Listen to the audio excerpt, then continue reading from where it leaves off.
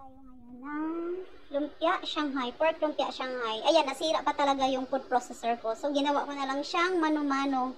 Pero maganda naman kasi makita mo yung texture niya. Pag ganito talaga, dapat hindi siya super durog.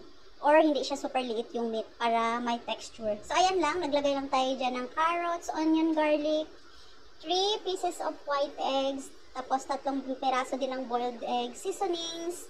Kayo na bahala kung ano gusto nyo. Oyster sauce, 2 ganyan. Tapos lagay tayo ng salt. Then, lagay din tayo ng flour.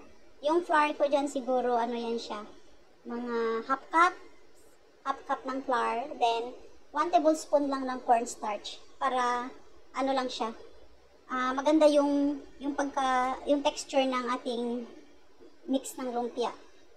Tapos, ayan, naglagay din pala ako dyan ng soy sauce. Hindi ko na pinakita kasi late ko na siya naalala. So, tingnan nyo naman, o, diba? Ang ganda ng ano. Ayan. So, ayan, nakaano na siya. Hindi ko na pinakita sa inyo kung paano ko siya ginawa yung wrapper. Ayan. O, diba? Luto na ang ating lumpia Shanghai. Tapos, gumawa rin pala kami dyan ng white sauce. Ay, hindi pala ako, yung asawa ko ang gumawa ng white sauce. Ano lang yan siya, chili, onion, tapos lagay ng mayonnaise. Ayan lang.